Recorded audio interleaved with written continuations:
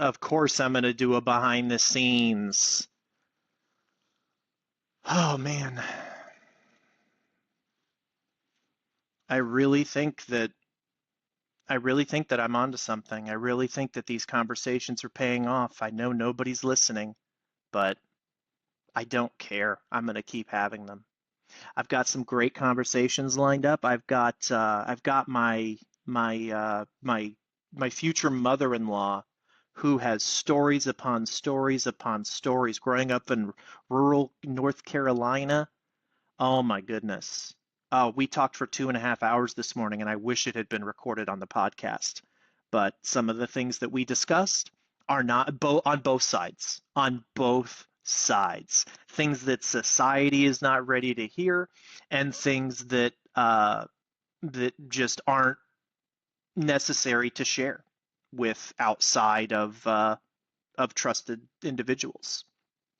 But she's going to be a guest on the podcast soon, and it is going to be my oh my God, it's going to be such a unique and amazing episode where she's just going to tell stories.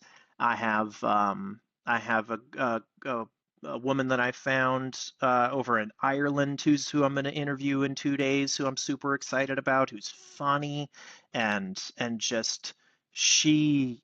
I wish I hope that I can someday make her my podcast manager or a host, a co-host, but I don't think it's going to happen. But I'm going to, in my recent understandings, in my recent, discoveries, in my recent uh, challenges that I keep challenging myself to grow and learn more about this culture and society that just mystifies me so greatly because people would rather a lie than the truth. And that is dysfunctional. You can't argue that.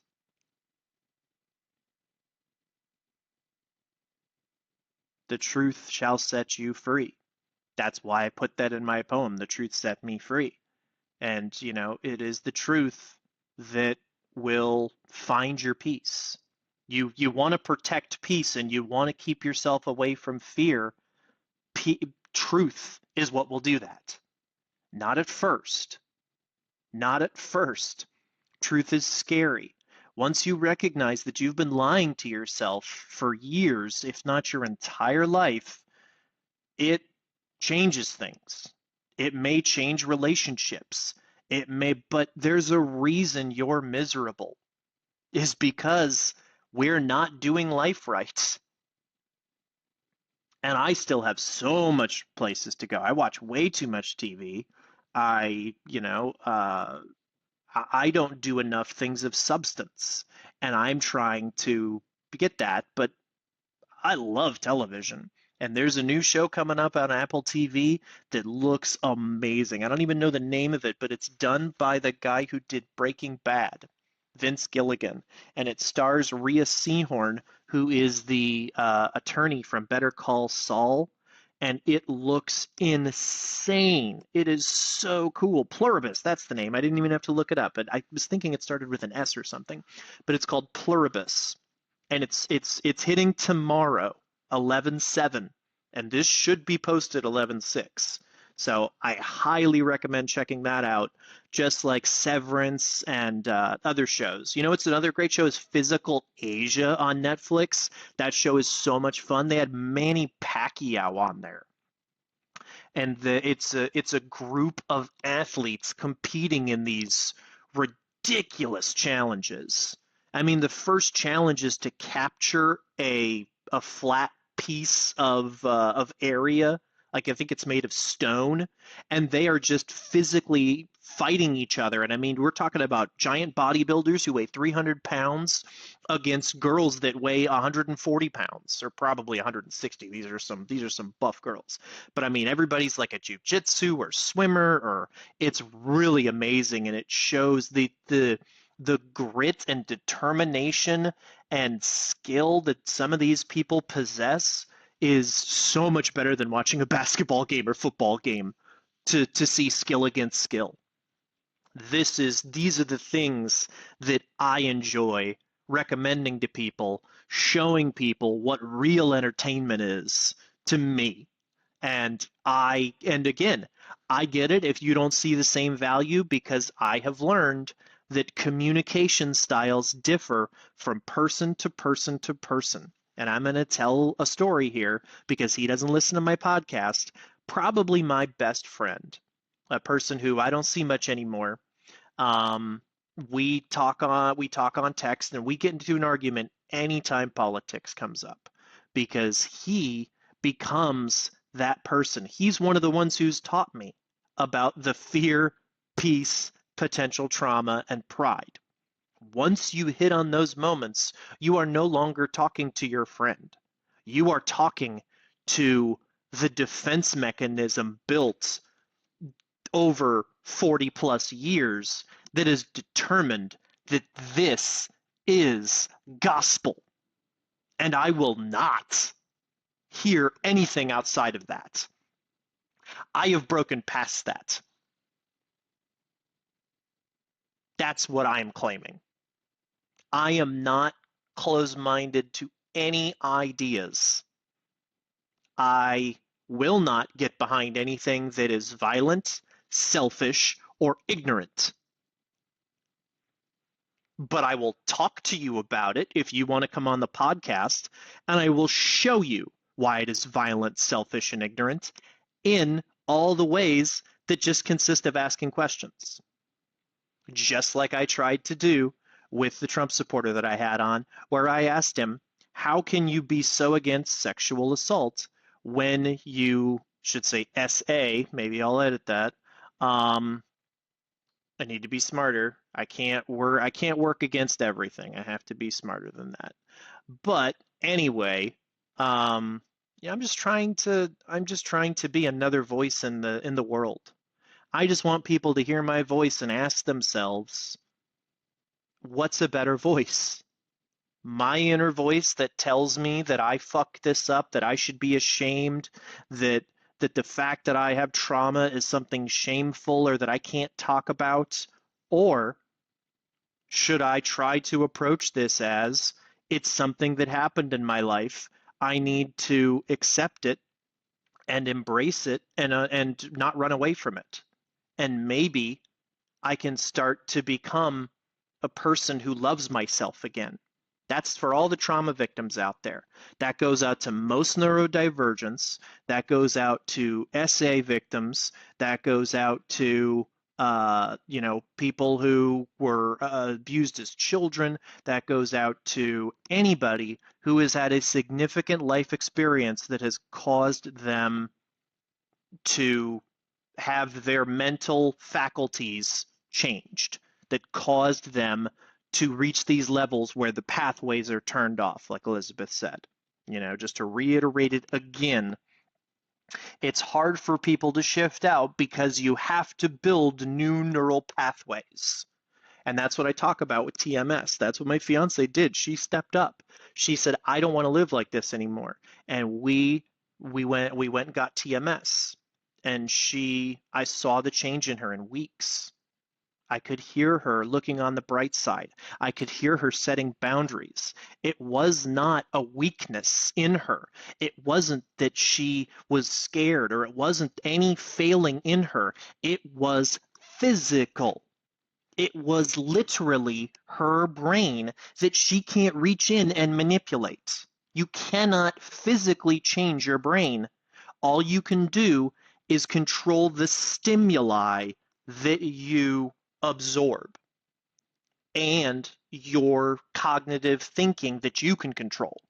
When you have a negative thought, it's said by neuroscientists and by people who are in the know to name that as a negative thought. Because if it's just a thought, it's not dangerous. Does that make sense to everybody? If it's just a thought, it's not dangerous. That's why I can have those thoughts that I had of unaliving myself back in December and be able to look back and say, that's okay. because I had that thought, because it makes sense, because I was so depressed at not being able to be myself. My brain was tired of having to run marathons. My brain was trying to figure all of this out, and it couldn't because it hadn't experienced anything real in 42 years. Because it didn't know who it didn't know how to act, and it was confused by a dysfunctional society. But I have broken out of the matrix. I see things as they are, not as they should be. And what they are is not what they should be. Because I also see what things should be. I don't know how to reconcile that. That's probably dumb, but regardless, I'm not perfect. But I have moved past the point of needing to argue with ignorant, selfish, violent people or people that are trying to protect their fear, pride, peace, or potential trauma, whether it's known or unknown. And then what you have to do, if you're watching this and you're saying, yeah, I agree, because you should be. If you're not, I probably categorize you as violent, ignorant, or selfish. And you know what? My fiance would be one of those people, so it doesn't make you a bad person. She's my favorite person on the planet. But she has those moments where you will run up against her peace, pride, uh, potential trauma, or fear, and she just loses all logical thought. She becomes a defensive animal, is the best way to describe it. It's our animal instincts, and that's why Elizabeth says it's the amygdala, and that makes sense because that's the lizard brain, from what I understand. And the lizard brain is all about fight or flight, and it's all about protecting. It's all about that is where our ancestors, from what I understand, lived in. Is it was all about survival. It was all about don't get caught by a saber-toothed tiger, don't get eaten by a lion wherever they were, whatever fears, whatever things they had to do. It was kill or be killed. But we no longer live in that society. We no longer have to operate that way. We can find better ways. We have giant homes. If we could literally, this will never happen. But a millionaire who has 10 homes could give a home to 20 homeless people, and they would live a better life than they've ever had the chance to.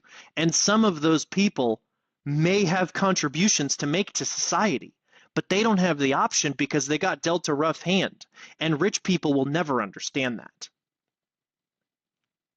And that's where I'm going to end, because I didn't know what I was going to say on this behind the scenes, but I think that's strong, and that's just another short little snippet. So there we go. This is what I want my podcast to be. I want what I want. If you've watched both of these clips and you've heard anything interesting and you think I have a valuable brain to discuss things with people, if you think my contributions to how to resolve arguments, or at least you're interested and you want to talk about it more, either be a guest on my podcast or leave a comment, like, share, and give me an idea for a new podcast name, because I don't think AutisticPod is it. My top one is maybe The Truth Teller, something like that, because that's how I see myself. I am a truth teller. I'm a truth historian. If anybody has watched The Lowdown, as I suggested, I would go with a truth historian, because I thought that concept was amazing.